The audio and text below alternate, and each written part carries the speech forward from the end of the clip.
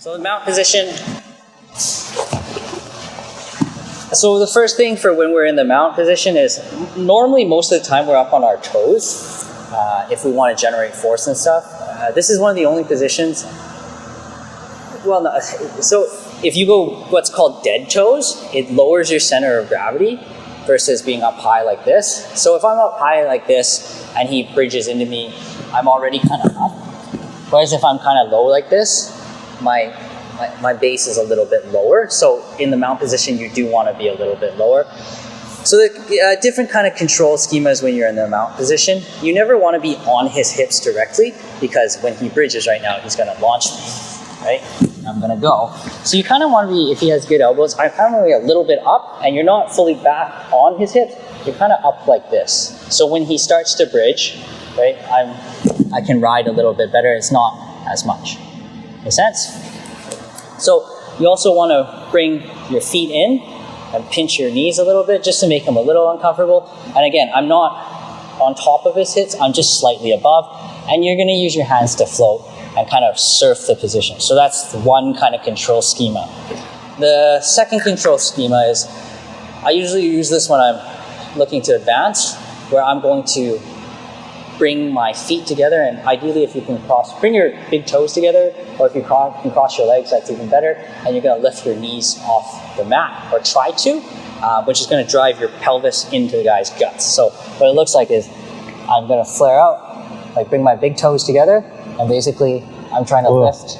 Yeah, you'll feel the pressure, right? So very different kind of surfing position. This is like when you're starting to crush. So the goal is I want to try to lift these knees off, right? If you can cross your legs, like almost like a guard around his hips, then that's like tons of pressure. I'll keep my hands inside my Yeah, lots of pressure, right?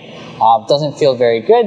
And then from here, you'll find it's a lot easier to start breaking posture, breaking alignment, and stuff like that. And you just have to be careful that when you do stuff like this, that he doesn't grab your arm, because if he does, then he can potentially bridge and roll over this side because I have no post, right? So roll that way, right? Because if you trap this arm and you bridge that way, I can't.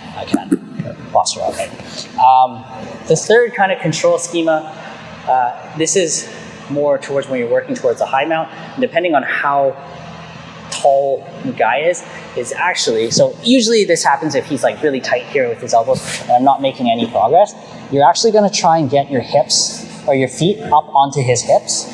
So you're almost frogging him, and you can see like this sucks. So from here, if I'm not using it, still pinching, I can really start, you'll see one side will give, and then now this is really hard, right? So from here, he got tight elbows. If I push it up, now I can like push onto his, like the crease of his hip while still pinching in, and he should feel like this is not good. This is like very oriented for destroying posture. But again, the same thing, we've got to make sure that if I'm with this arm, I don't let him trap it, because if he traps it and he bumps and rolls to that side, I could potentially get reversed, right?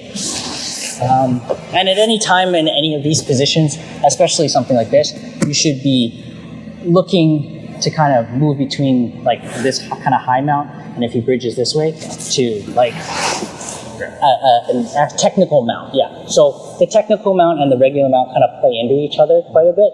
But for now, I'll play with these three positions. So again, this is like the most common one. The most common one, like most people are like this.